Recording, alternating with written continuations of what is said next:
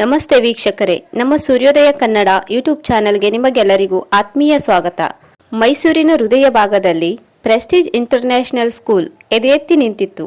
ಆ ಶಾಲೆಯ ಗೇಟಿನ ಮುಂದೆ ಸಾಲುಗಟ್ಟಿ ನಿಲ್ಲುತ್ತಿದ್ದ ಪೆಜೆರೋ, ಲ್ಯಾಂಡ್ ಕ್ರೂಸರ್ ಮತ್ತು ಮರ್ಸಿಡಿಸ್ ಕಾರುಗಳನ್ನು ನೋಡಿದರೆ ಅದು ಕೇವಲ ವಿದ್ಯಾಲಯವಲ್ಲ, ಬದಲಿಗೆ ಶ್ರೀಮಂತಿಕೆಯ ಕೋಟೆ ಎಂಬುದು ಯಾರಿಗಾದರೂ ಅರ್ಥವಾಗುತ್ತಿತ್ತು. ಶಾಲೆಯ ಒಳಗಡೆ ಕಾಲಿಟ್ಟರೆ ಸಾಕು, ಜಗತ್ತೇ ಬದಲಾದಂತೆ ಭಾಸವಾಗುತ್ತಿತ್ತು. ಕಾರಿಡಾರ್ಗಳಲ್ಲಿ ಬೀಸುವ ಎಸಿ ಗಾಳಿ, ಹೂಗಳ ಘಮ ಮತ್ತು ಅಲ್ಲಿನ ವಿದ್ಯಾರ್ಥಿಗಳು ಬಳಸುವ ದುಬಾರಿ ವಿದೇಶಿ ಪರ್ಫ್ಯೂಮ್ಸ್ನ ಪರಿಮಳ ಗಾಳಿಯಲ್ಲಿ ಲೀನವಾಗಿರುತ್ತಿತ್ತು. ಅಲ್ಲಿನ ವಿದ್ಯಾರ್ಥಿಗಳು ಮಾತನಾಡುವ ಪ್ರತಿ ಪದವು ಆಂಗ್ಲ ಭಾಷೆಯಲ್ಲೇ ಇರುತ್ತಿತ್ತು. ಅವರ ನಡಿಗೆಯಲ್ಲಿ ಒಂದು ರೀತಿಯ ಗತ್ತಿರುತ್ತಿತ್ತು. ಆದರೆ ಈ ಎಲ್ಲ ಚಮಕಿನ ಹಿಂದೆ ಶಾಲೆಯ ಗೇಟು ತೆರೆಯುವ ಮುನ್ನವೇ ಅಲ್ಲಿ ದಿನಚರಿ ಆರಂಭವಾಗುತ್ತಿತ್ತು. ಬೆಳಿಗ್ಗೆ ಸೂರ್ಯ ಇನ್ನೂ ತನ್ನ ಕಿರಣಗಳನ್ನು ಪಸರಿಸುವ ಮೊದಲೇ ಸುಮಾರು 10 ವರ್ಷದ ಬಾಲಕ ಆರವ್ ಅಲ್ಲಿ ಹಾಜರಿರುತ್ತಿದ್ದ. ಅವನ ಬಟ್ಟೆಯ ಮೇಲೆ ನೂರಾರು ತೇಪೆ, ಮುಖದಲ್ಲಿ ಬಡತನದ ಛಾಯೆ ಇದ್ದರೂ ಕಣ್ಣಿನಲ್ಲಿ ಒಂದು ರೀತಿಯ ಮೌನವಾದ ತೇಜಸ್ಸಿತ್ತು. ಆರವ್ನ ಕೈಯಲ್ಲಿ ಒಂದು ಹಳೆಯ ಪೊರಕೆ ಮತ್ತು ನೀರಿನ ಬಕೆಟ್ ಇರುತ್ತಿತ್ತು. ಶ್ರೀಮಂತ ಮಕ್ಕಳು ತಮ್ಮ ದುಬಾರಿ ಬ್ಯಾಗ್ಗಳನ್ನು ಬೆನ್ನಿಗೇರಿಸಿ ಶಾಲೆಯ ಬಸ್ನಿಂದ ಕೆಳಗಿಳಿಯುವ ಹೊತ್ತಿಗೆ ಆರವ್ ಶಾಲೆಯ ಪ್ರತಿಯೊಂದು ಕ್ಲಾಸ್ ರೂಮ್ನ ಮೇಜುಗಳನ್ನು ಒರೆಸಿ ಸಜ್ಜುಗೊಳಿಸುತ್ತಿದ್ದ. ಹೊಳೆಯುವ ಶೂಗಳನ್ನು ಹಾಕಿಕೊಂಡು ವಿದ್ಯಾರ್ಥಿಗಳು ಕಾರಿಡಾರ್ನಲ್ಲಿ ಸಾಗುವಾಗ ಈ ಪುಟ್ಟ ಹುಡುಗ ಯಾವುದೋ ಮೂಲೆಯಲ್ಲಿ ಗೋಡೆಗೆ ಅಂಟಿಕೊಂಡು ಸಂಕೋಚದಿಂದ ನಿಲ್ಲುತ್ತಿದ್ದ. ಅವರಿಗೆ ಅವನು ಕೇವಲ ಒಬ್ಬ ಕ್ಲೀನಿಂಗ್ ಬಾಯ್ ಅಷ್ಟೇ. ಆ ತಂಪು ಗಾಳಿ ಮತ್ತು ಐಷಾರಾಮಿ ಪರಿಸರ ಆರವ್ನ ಪಾಲಿಗೆ ಕೇವಲ ಕೆಲಸದ ಸ್ಥಳವಾಗಿತ್ತೇ ಹೊರತು ಅವನ ಬದುಕಿನ ಭಾಗವಾಗಿರಲಿಲ್ಲ. ಅಲ್ಲಿನ ಸುಗಂಧ ದ್ರವ್ಯದ ವಾಸನೆಗಿಂತ ಅವನಿಗೆ ತಾನು ಗುಡಿಸುವ ಮಣ್ಣಿನ ವಾಸನೆಯೇ ಹೆಚ್ಚು ಪರಿಚಿತವಾಗಿತ್ತು. ಪ್ರೆಸ್ಟೀಜ್ ಇಂಟರ್ನ್ಯಾಷನಲ್ ಸ್ಕೂಲ್ ಆ ಭವ್ಯ ಗೋಡೆಗಳ ನಡುವೆ ಆರವ್ ಕೇವಲ ಒಬ್ಬ ವ್ಯಕ್ತಿಯಾಗಿರಲಿಲ್ಲ, ಬದಲಿಗೆ ಎಲ್ಲರಿಗೂ ಕಾಣುವ ಆದರೆ ಯಾರೂ ಗಮನಿಸದ ಒಂದು ವಸ್ತುವಿನಂತಿದ್ದ.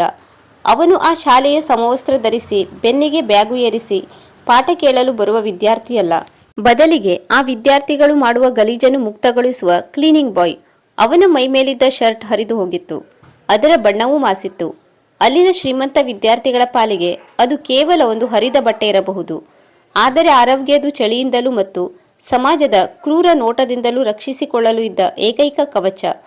ಕೈಯಲ್ಲಿ ಹಿಡಿದಿದ್ದ ಹಳೆಯ ಪೊರಕೆ ಅವನ ಜೀವನದ ಆಧಾರವಾಗಿತ್ತು. ಪ್ರತಿದಿನ ಬೆಳಿಗ್ಗೆ ಎಲ್ಲರೂ ಬರುವ ಮೊದಲೇ ಅವನು ಕಾರಿಡಾರ್ಗಳನ್ನು ಗುಡಿಸಿ ನೆಲವನ್ನು ಕನ್ನಡಿಯಂತೆ ಹೊಳೆಯುವಂತೆ ಮಾಡುತ್ತಿದ್ದ.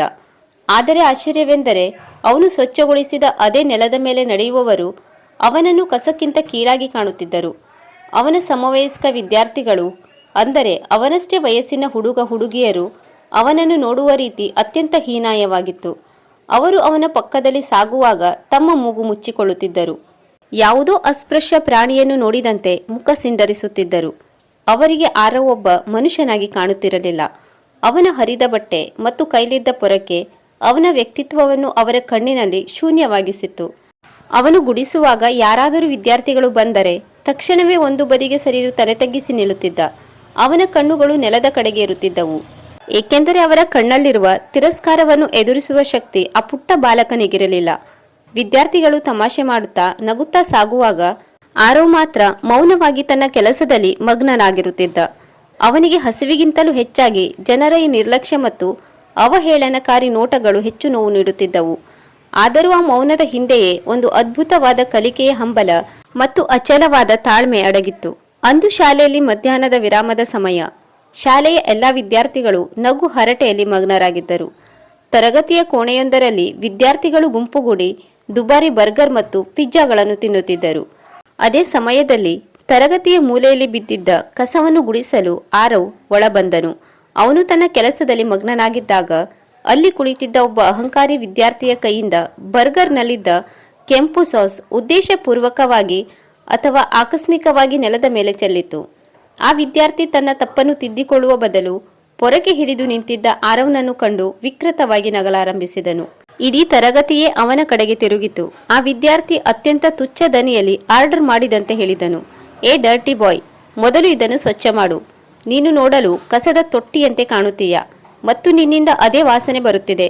ಈ ಮಾತನ್ನು ಕೇಳಿದ ಇಡೀ ಕ್ಲಾಸ್ ಜೋರಾಗಿ ನಗಲಾರಂಭಿಸಿತು. ಆ ನಗುವಿನ ಶಬ್ದ ಆರವ್ನ ಕಿವಿಗೆ ಚೂರಿಯಂತೆ ಚುಚ್ಚುತ್ತಿತ್ತು. ಅವನೇನು ತಪ್ಪು ಮಾಡಿರಲಿಲ್ಲ, ಆದರೂ ಅನಾಥನಾಗಿದ್ದ ಅವನಿಗೆ ಪ್ರತಿಭಟಿಸುವ ಹಕ್ಕಿರಲಿಲ್ಲ. ಅವನ ತಲೆ ಯಾವಾಗಲೂ ಕೆಳಕ್ಕೆ ವಾಲಿರುತ್ತಿತ್ತು. ತನ್ನ ಬಡತನವೇ ಈ ಎಲ್ಲ ಅವಮಾನಗಳಿಗೆ ಕಾರಣವೆಂದು ಅವನಿಗೆ ಚೆನ್ನಾಗಿ ತಿಳಿದಿತ್ತು. ಅವನು ಮೌನವಾಗಿ ಬಕೆಟ್ ಮತ್ತು ಬಟ್ಟೆಯನ್ನು ತಂದು ಆ ಸಾಸ್ ಚೆಲ್ಲಿದ ಜಾಗವನ್ನು ಉಜ್ಜಲು ಶುರು ಮಾಡಿದನು. ಅವನು ನೆಲ ಒರೆಸುತ್ತಿದ್ದಾಗ ಕೆಲವು ವಿದ್ಯಾರ್ಥಿಗಳು ಅವನ ಕೈ ಮೇಲೆ ಉದ್ದೇಶಪೂರ್ವಕವಾಗಿ ತಮ್ಮ ಕಾಲನ್ನು ಇರಿಸುವಂತೆ ನಟಿಸಿದರು. ಆದರೂ ಆರವ್ ಒಂದು ಹನಿ ಕಣ್ಣೀರನ್ನು ಹೊರಹಾಕಲಿಲ್ಲ. ನಗರದ ಫುಟ್ಪಾತ್ಗಳಲ್ಲಿ ಮತ್ತು ಕೊಳೆಗೇರಿಗಳಲ್ಲಿ ಬೆಳೆದ ಅವನಿಗೆ ಇಂತಹ ಅವಮಾನಗಳು ನಿತ್ಯದ ಅಭ್ಯಾಸವಾಗಿ ಬಿಟ್ಟಿದ್ದವು. ಆದರೆ ಆ ದಿನದ ಅವಮಾನ ಅವನ ಮನಸ್ಸಿನಲ್ಲಿ ಆಳವಾಗಿ ನಾಟಿತು. ಹೊರನೋಟಕ್ಕೆ ಅವನು ಕೇವಲ ಒಬ್ಬ ಕಸ ಗುಡಿಸುವನಂತೆ ಕಂಡರೂ ಅವನ ಒಳಗಿದ್ದ ಆತ್ಮಗೌರವ ಅಂದು ಕಿಚ್ಚಿನಂತೆ ಹೊತ್ತಿ ಉರಿಯತೊಡಗಿತು. ತಾತ್ಕಾಲಿಕವಾಗಿ ಅವನು ಸೋತಿರಬಹುದು, ಆದರೆ ಆ ಅವಮಾನವೇ ಅವನನ್ನು ಮುಂದೆ ಸಾಧನೆಯ ಶಿಖರಕ್ಕೇರಿಸುವ ಇಂಧನವಾಯಿತು.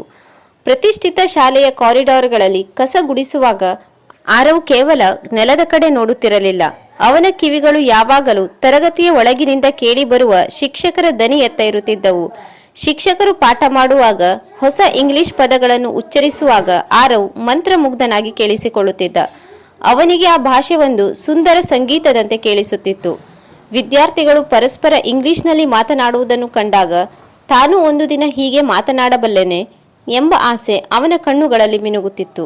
ದಿನದ ಕೆಲಸ ಮುಗಿಸಿ ಕತ್ತಲಾದ ಮೇಲೆ ಆರವ್ ತನ್ನ ಪುಟ್ಟ ಗುಡಿಸಲೆಗೆ ಮರಳುತ್ತಿದ್ದ. ತನ್ನ ಅಲ್ಪ ಗಳಿಕೆಯಲ್ಲಿ ಉಳಿಸಿದ ಹಣದಿಂದ ಖರೀದಿಸಿದ ಅಲ್ಪ ಸ್ವಲ್ಪ ಸೋಪಿನಿಂದ ಕೈಕಾಲು ತೊಳೆದು ಶುಚಿಗೊಳಿಸುತ್ತಿದ್ದ. ಆ ಗುಡಿಸಲಿನ ಮೂಲೆಯಲ್ಲಿ ಒಂದು ಒಡೆದ ಕನ್ನಡಿ ಇತ್ತು. ಅದು ಕೇವಲ ಒಂದು ಗಾಜಿನ ತುಣುಕಾಗಿರಲಿಲ್ಲ, ಬದಲಿಗೆ ಆರವ್ನ ಕನಸುಗಳ ಪ್ರತಿಬಿಂಬವಾಗಿತ್ತು. ಆ ಒಡೆದ ಕನ್ನಡಿಯನ್ನು ಗೋಡೆಗೆ ಆನಿಸಿ ಅದರ ಮುಂದೆ ನಿಲ್ಲುತ್ತಿದ್ದ ಆರವ್ ಅಂದು ಶಾಲೆಯಲ್ಲಿ ಕೇಳಿಸಿಕೊಂಡ ಇಂಗ್ಲಿಷ್ ಪದಗಳನ್ನು ನೆನಪಿಸಿಕೊಳ್ಳಲು ಪ್ರಯತ್ನಿಸುತ್ತಿದ್ದ. ತನ್ನದೇ ಪ್ರತಿಬಿಂಬದ ಕಣ್ಣಲ್ಲಿ ಕಣ್ಣಿಟ್ಟು ತಡವರಿಸುವ ಧ್ವನಿಯಲ್ಲಿ ಹೀಗೆನ್ನುತ್ತಿದ್ದ, good morning, how are you? ಮರುದಿನ ಶಾಲೆಯಲ್ಲಿ ಯಾರಾದರೂ ಶಿಕ್ಷಕರು ಎದುರಾದಾಗ ಅತ್ಯಂತ ವಿನಯದಿಂದ ಮತ್ತು ಅಂಜಿಕೆಯಿಂದ ತಾನು ಕಲಿತದ್ದನ್ನು ಹೇಳಲು ಪ್ರಯತ್ನಿಸುತ್ತಿದ್ದ. ಸರ್, ಐ ಕ್ಲೀನ್ ದಿಸ್ ಎಂದು ಮುರಿದ ಇಂಗ್ಲಿಷ್ನಲ್ಲಿ ಹೇಳಲು ಹೋದಾಗ ಅಲ್ಲಿದ್ದ ಶ್ರೀಮಂತ ವಿದ್ಯಾರ್ಥಿಗಳು ಅವನನ್ನು ನೋಡಿ ವಿಕೃತವಾಗಿ ನಗುತ್ತಿದ್ದರು. ಒಬ್ಬನಂತೂ ಅವನನ್ನು ತಳ್ಳಿ, ಏ ಗಲೀಜು ಹುಡುಗ, ನಿನಗೆ ಇಂಗ್ಲಿಷ್ ಯಾಕೆ?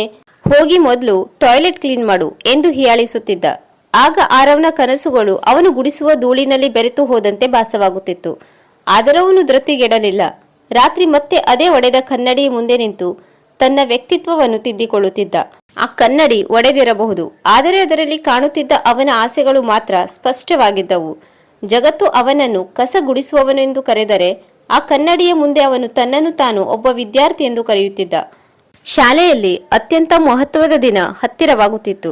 ಅದು ಪ್ರೆಸ್ಟೀಜ್ ಇಂಟರ್ನ್ಯಾಷನಲ್ ಸ್ಕೂಲ್ ಸ್ಥಾಪನೆಯಾದ 20ನೇ ವಾರ್ಷಿಕೋತ್ಸವ. ಶಾಲೆಯೆಲ್ಲ ಹಬ್ಬದಂತೆ ಕಂಗೊಳಿಸುತ್ತಿತ್ತು. ಲೈಟಿಂಗ್, ಹೂವಿನ ಅಲಂಕಾರ ಮತ್ತು ದೊಡ್ಡ ವೇದಿಕೆಯ ಸಿದ್ಧತೆಗಳು ಜೋರಾಗಿ ನಡೆದಿದ್ದವು. ನಗರದ ಗಣ್ಯರು, ವಿಐಪಿಗಳು ಅತಿಥಿಗಳಾಗಿ ಬರಲಿದ್ದರು. ವೇದಿಕೆಯ ಮೇಲೆ ವಿದ್ಯಾರ್ಥಿಗಳ ನೃತ್ಯ ಮತ್ತು ನಾಟಕಗಳ ಪ್ರಾಕ್ಟೀಸ್ ನಡೆಯುವಾಗ ಆರವ್ ಎಲ್ಲವನ್ನೂ ಮಂತ್ರಮುಗ್ಧನಾಗಿ ನೋಡುತ್ತಿದ್ದ. ಅದೇ ಸಮಯದಲ್ಲಿ ಶಾಲೆಯ ಪ್ರಿನ್ಸಿಪಾಲ್ ಮಿಸ್ಟರ್ ಹರೀಶ್ ವೇದಿಕೆಯ ಪರಿಶೀಲನೆಗೆ ಬಂದರು.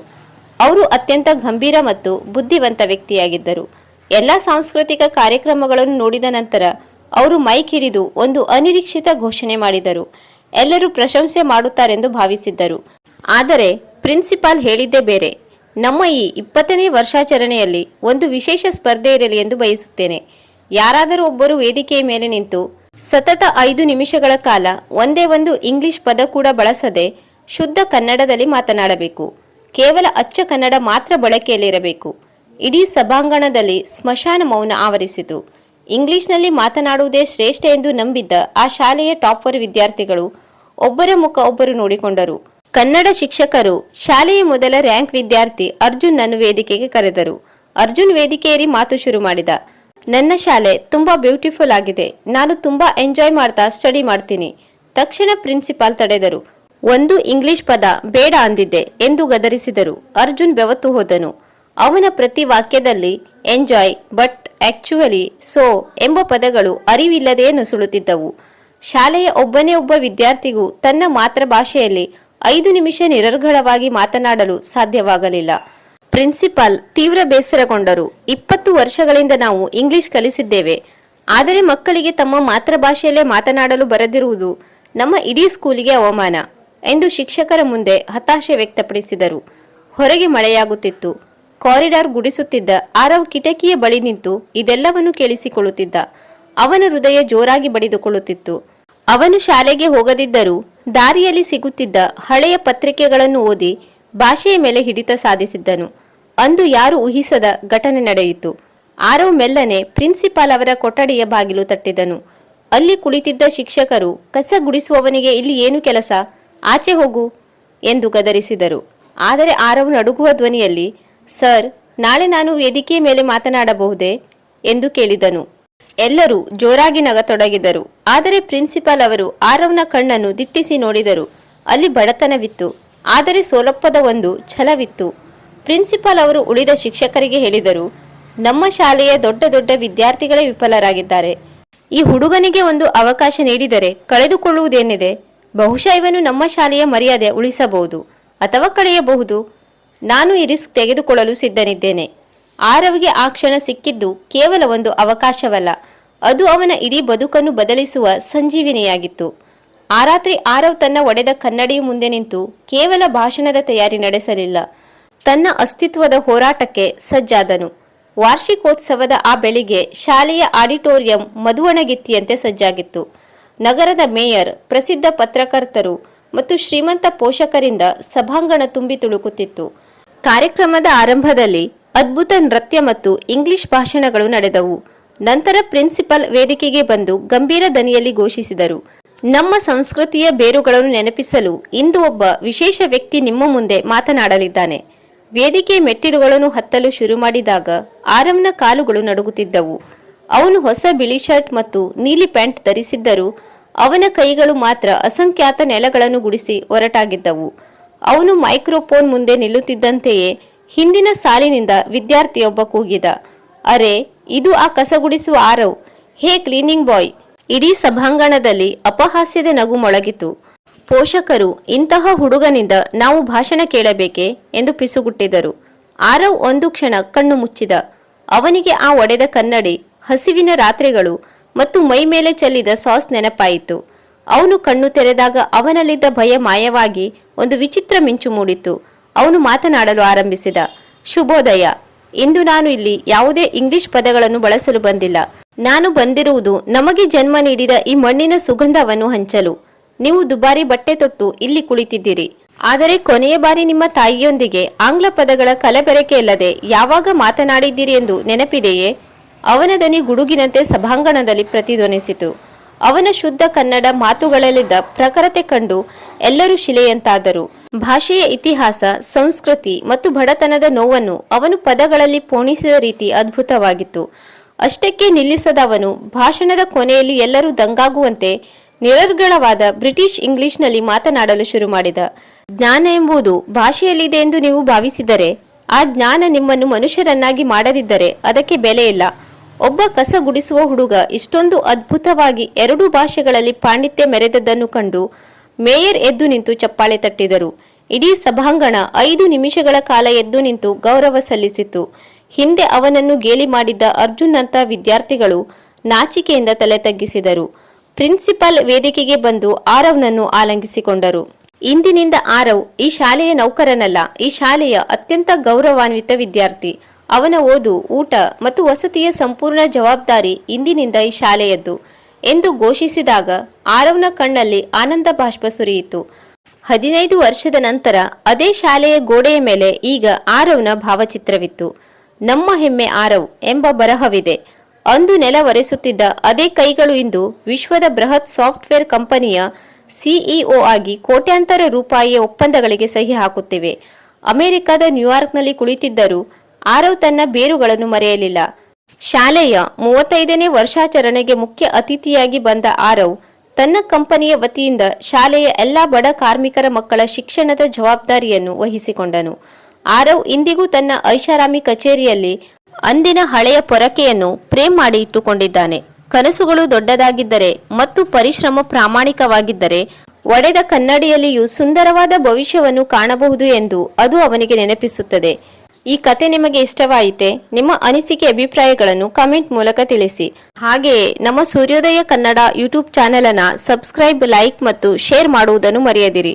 ಹೊಸ ಕಥೆಯೊಂದಿಗೆ ಮತ್ತೊಮ್ಮೆ ಭೇಟಿಯಾಗೋಣ. ಅಲ್ಲಿಯವರೆಗೂ ಖುಷಿಯಾಗಿರಿ. ಧನ್ಯವಾದಗಳು.